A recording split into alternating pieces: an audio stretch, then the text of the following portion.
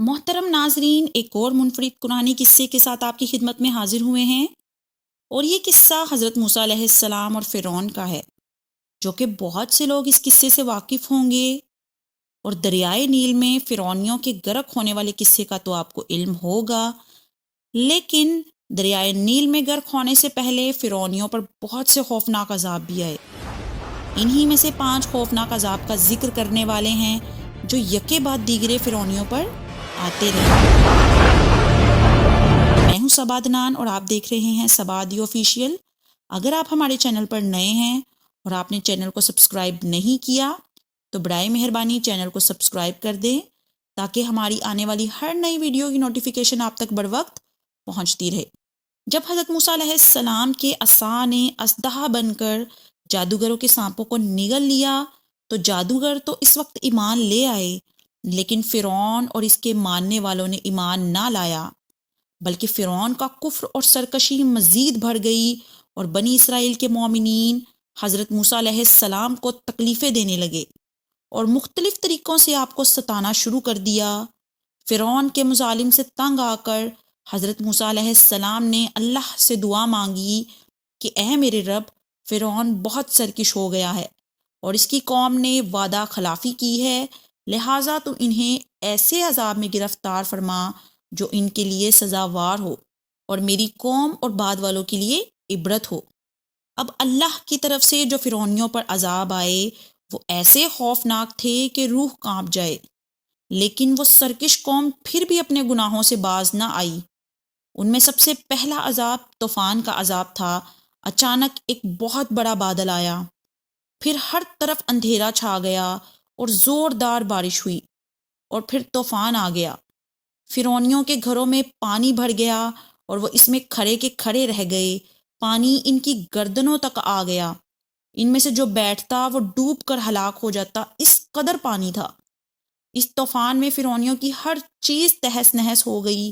7 روز تک یہ لوگ مسلسل اس مصیبت میں گرفتار رہے، اور سب سے حیرت انگیز بات یہ ہے کہ فرعونیوں کی اور بنی اسرائیل کی بستیاں ساتھ ساتھ تھی، لیکن بنی اسرائیلیوں کے گھروں میں پانی نہ تھا، جو کہ حضرت موسیٰ علیہ السلام پر ایمان والے تھے، اور فرعونیوں کے گھروں میں پانی تھا۔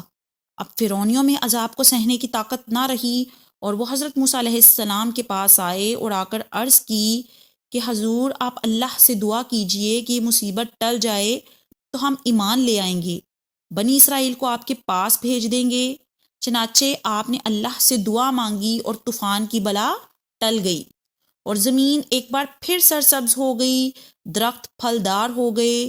یہ سب دیکھ کر بنی اسرائیل کہنے لگے کہ یہ بارش تو ہمارے لیے بہت فائدہ مند تھی، اور پھر انہوں نے اپنے عہد کو توڑ دیا اور ایمان نہ لائے، اور پھر سے سرکشی کرنے لگے اور ظلم و ستم شروع کر دیا۔ کچھ روز گزرے تو فرعونیوں نے بنی اسرائیل پر، یعنی حضرت موسیٰ علیہ السلام کے ماننے والوں پر ظلم و ستم کرنا شروع کر دیا۔ تو پھر 1 ماہ گزر جانے کے بعد اللہ نے اپنے عذاب کو ٹڈیوں کی شکل میں بھیج دیا۔ اب ٹڈیوں کے جھنڈ آ گئے، وہ جھنڈ ان کے کھیتوں، باغات، حتیٰ کہ ان کے مکانوں کی لکڑی کو بھی کھا گئے، اور فرعونیوں کے گھروں میں ٹڈیاں بھر گئی، جس سے ان کا سانس لینا مشکل ہو گیا۔ مگر بنی اسرائیل کے مومنوں کو ایسے کوئی بھی مسائل درپیش نہ آئے، وہ سکون کی زندگی بسر کر رہے تھے۔ فرعونیوں کو بہت عبرت ہوئی، وہ پھر حضرت موسیٰ علیہ السلام کے پاس آئے، عہد کیا، حضور ایک بار معاف کر دیں، اللہ کی بارگاہ میں دعا کر دیں کہ ہم سے یہ عذاب ٹل جائے، اب بنی اسرائیل پر کوئی ظلم نہیں کریں گے اور ہم بھی ایمان لے آئیں گے۔ آپ کو ان پر ترس آیا اور آپ نے اللہ سے دعا کی، اور فرعونیوں سے اللہ کا عذاب ختم ہو گیا۔ 1 ہفتہ یہ عذاب رہا۔ جیسے ہی عذاب ختم ہوا، ان لوگوں نے پھر بنی اسرائیل پر ظلم کرنا شروع کر دیا اور ایمان نہ لائے، اور کہنے لگے کہ جو مال ہمارے پاس بچ گیا ہے وہی ہمارے لیے کافی ہے، ہم اپنا دین کیوں چھوڑیں۔ یہ ایسی نافرمان قوم تھی کہ اللہ کے عذاب کے بعد بھی راہ حق پر نہیں آتی تھی۔ اب جو تیسرا عذاب اس قوم پر آیا وہ گن کا عذاب تھا، جو فرعونیوں کے اناجوں اور پھلوں پر لگ گیا اور تمام گلوں اور میووں کو کھا گیا۔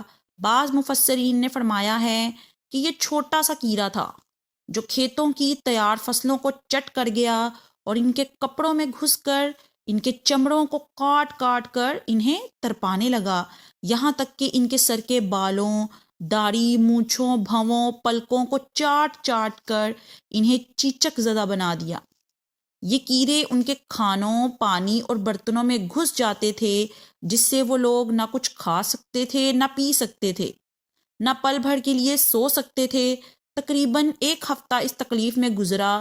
ہفتے کے بعد ان کی برداشت ختم ہو گئی اور وہ بلبلا اٹھے، اور وہ لوگ پھر حضرت موسیٰ علیہ السلام کی خدمت میں حاضر ہوئے اور پھر آپ سے درخواست کی کہ اللہ سے دعا کیجئے کہ وہ ہماری مصیبت کو ختم کر دے، ہم ایمان لے آئیں گے۔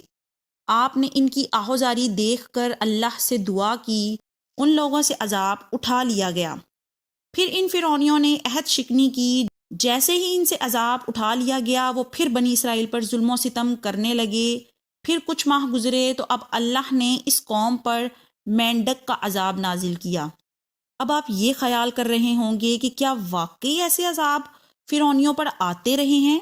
تو ذرا صبر کیجئے، آپ کو آخر میں قرآن کی ان آیات کا حوالہ بھی دیا جائے گا جس میں اللہ نے ان 5 عذابوں کا ذکر کیا ہے۔ بہرحال ان فرعونیوں کی بستیوں اور گھروں میں مینڈک آ گئے، یہ اللہ کا چوتھا عذاب اس قوم پر نازل ہوا، اور ان مینڈکوں کی تعداد اتنی تھی کہ اگر کوئی آدمی کسی جگہ بیٹھتا تو اس کی مجلس میں ہزاروں مینڈک بھر جاتے تھے۔ کوئی آدمی کھانے کے لیے یا بات کرنے کے لیے منہ کھولتا تو اس کے منہ میں مینڈک گھس جایا کرتے تھے۔ ان کے جسموں پر سینکڑوں مینڈک سوار رہتے، اٹھتے، بیٹھتے، لیٹتے، البتہ ہر جگہ انہیں مینڈکوں سے نجات نہ ملتی تھی۔ اس عذاب سے فرعونی رو پڑے اور گر گراتے ہوئے پھر حضرت موسیٰ علیہ السلام کی خدمت میں حاضر ہوئے اور آپ سے معافی مانگی اور وعدہ کیا کہ آپ ایمان لے آئیں گے اور بنی اسرائیل پر ظلم نہیں کریں گے۔ آپ نے اللہ سے پھر دعا کی اور عذاب ختم ہو گیا، مگر جیسے ہی عذاب ختم ہوتا یہ لوگ پھر سرکش ہو جاتے، ایمان نہ لاتے اور ظلم حد سے بڑھ جاتا۔ اب کی بار جو 5واں عذاب آیا وہ عذاب خون کا تھا۔ اچانک ان کے تمام کنوؤں اور نہروں میں پانی خون بن گیا۔ انہوں نے فرعون سے فریاد کی تو فرعون نے کہا کہ حضرت موسیٰ علیہ السلام کی معاذ اللہ جادوگری ہے۔ یہ سن کر فرعونیوں نے کہا یہ کیسی نظر بندی ہے کہ کھانے پینے کے برتن خون سے بڑے پڑے ہیں، لیکن حضرت موسیٰ علیہ السلام پر ایمان والوں کی نہریں اور کنویں بالکل ٹھیک حالت میں ہیں، ان میں کوئی خون نہیں ہے، ان کے کنوؤں اور نہروں میں پانی ہے، ان کے برتن بھی ٹھیک حالت میں ہیں۔ فرعون نے پھر ان لوگوں کو یہ مشورہ دیا کہ مومنین جس کنویں سے پانی نکالتے ہیں آپ لوگ بھی اسی کنویں سے پانی نکالیں۔ اب یہ رب کی شان دیکھیں کہ اسی کنویں سے، اسی برتن سے جب مومنین پانی نکالتے تو پانی بالکل صاف، میٹھا اور شیریں ہوتا، اور جب اسی کنویں سے فرعونی پانی نکالتے تو وہ خون سے بھرا ہوتا تھا۔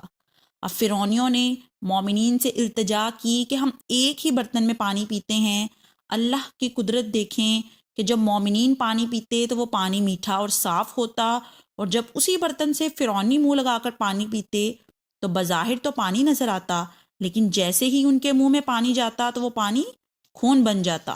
فرعونیوں کا پیاس سے اتنا برا حال ہو گیا کہ انہوں نے پتوں اور گھاسوں کو اٹھا کر اسے نچوڑ کر چبانا شروع کر دیا تاکہ اس کے ذریعے پیاس بجھائی جا سکے، لیکن ان پتوں اور گھاس کی رطوبت بھی ان کے منہ میں جا کر خون بن جاتی۔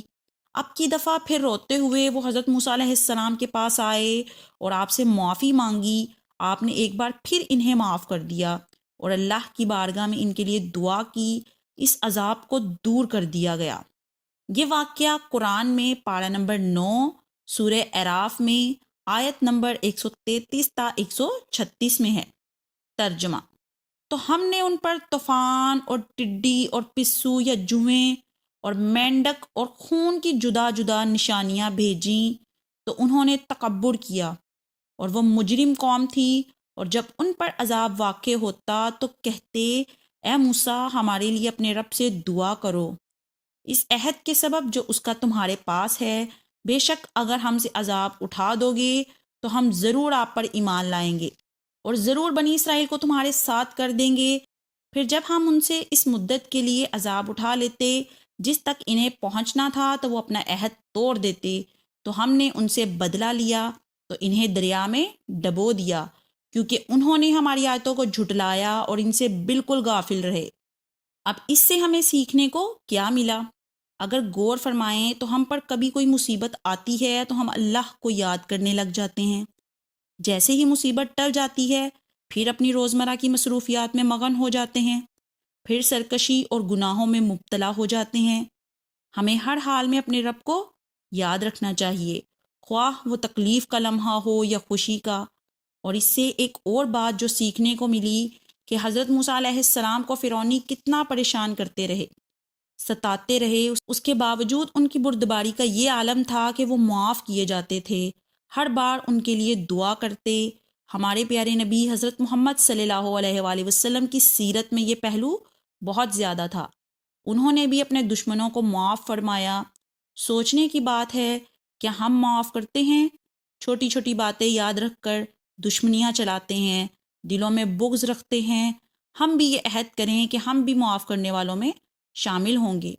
حضرت محمد صلی اللہ علیہ وآلہ وسلم کا ارشاد ہے کہ جو تم سے تعلق توڑے تم اس سے تعلق جوڑو، اور جو تم پر ظلم کرے تم اسے معاف کر دو، اور جو تمہیں محروم کرے تم اسے عطا کرو۔ تو ان تین باتوں پر عمل کرنے کی نیت کر لیجئے۔ اللہ آپ کو اور مجھے اپنے حفظ و امان میں رکھے، آمین۔